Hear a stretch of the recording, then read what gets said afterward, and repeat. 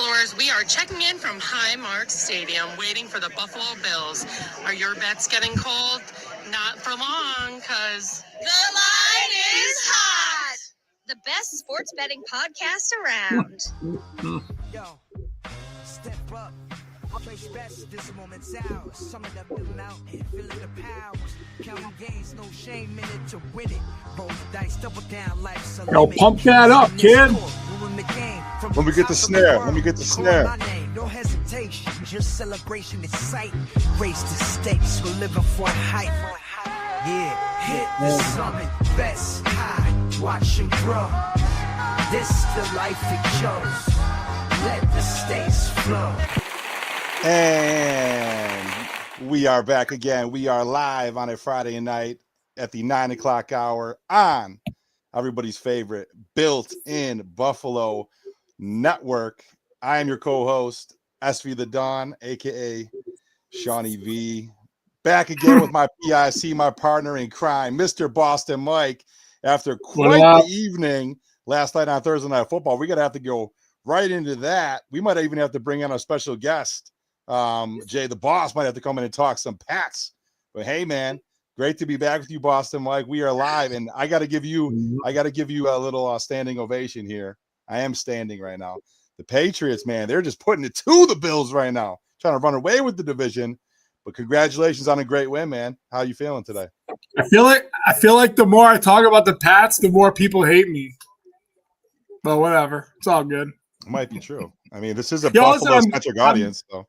I'm very glad to be live these last couple weeks of recording. I know Halloween was there, and I was unfortunately not able to make last week. But, hey, I was in Tampa. You were, man. That was awesome. Yo, shout out to my boy Steamer. I met up with my boy Steamer. I haven't seen him in probably 20 years. So shout out to Steam. He came by the crib. We rented a house on the water, and we watched the Pats roll in. And I was at Raymond James Stadium, whatever they call that, dude. I'm not gonna lie to you. For being in other stadiums, it was kind of weak. I mean, don't get me wrong. The backdrop is awesome. You know, the weather was good until it started raining, which I could even deal with. That. It was a warm rain. But I feel like my row of the 4 Patriots fans that I was with was louder than the whole section of Bucks fans. Like, oh, sure.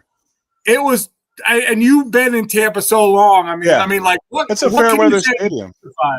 It's a fair weather stadium, bro. It's kind of like a similar place is like, it'd be like the Chargers, like where you're just a home team. You don't really have any type of a real competitive advantage because you essentially, and I don't want to talk shit about my fellow like Tampa people. I lived in Tampa Bay for almost 10 years.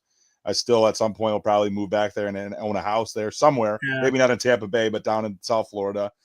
Dude, it's just, you understand, man. Like you were down there. There's 12 other things to do besides go watch a sporting event.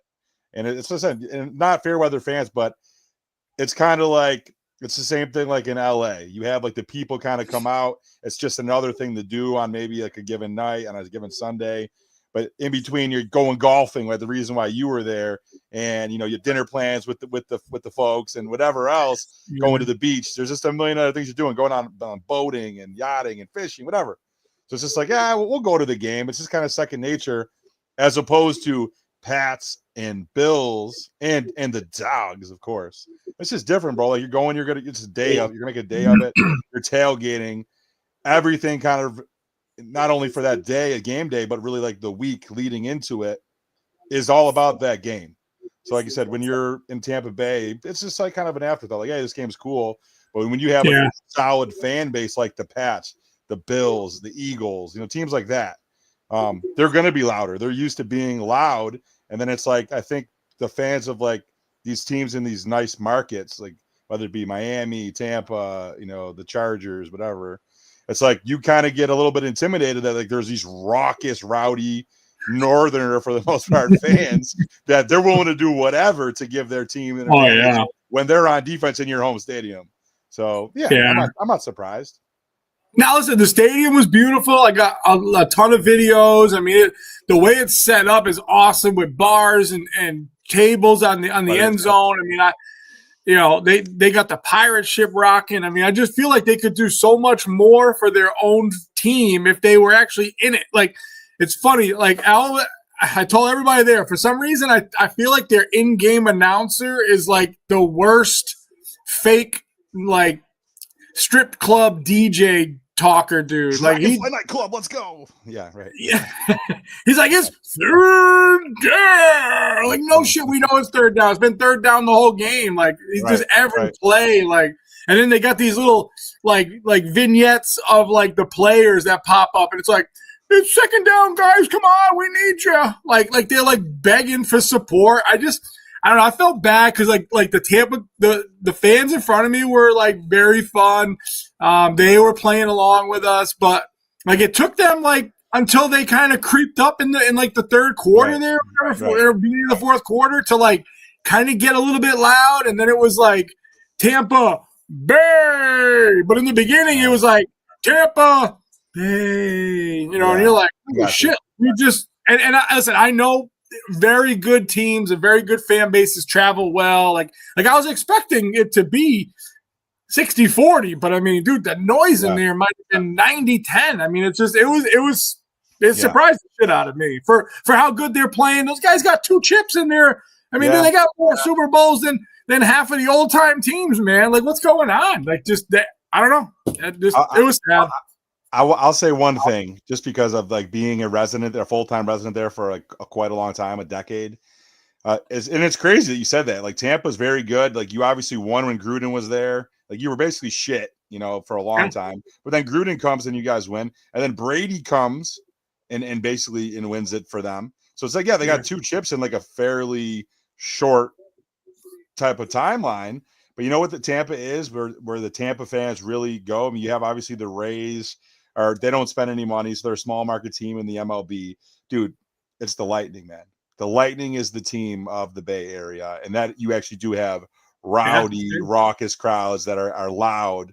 That's an intimidating place to play, and I know it's indoors, so the sound, like, you know, it kind of echoes and reverberates. But Tampa is a Lightning market first, in my opinion. And they've actually won more championships. I think they won 3 in 5 years on their run recently. So, but great hockey market. But it's unfortunate for football. They've had great product on the field, but just people just don't really care that much, unfortunately. Yeah. Well, like I said, I mean, listen, the people were friendly. You know, crazy story though. I gotta tell you this though. So I went to the Bills-Pats game, and you know, we always pull into Kettles. Shout out to Kettles, Joel, we love you. So we go to Kettles, and they're like pushing the Pats people in the front corner. I don't know if they're trying to like let them out early if the game gets out of hand. They want to give us like a lifeline or whatever. But so I know I'm with you. I'm with AIM. I'm with more Bills fans than me, but they see my Red Sox hat, so they pull us over there, right? So we're in that little cornhole area or whatever. And you remember the girls we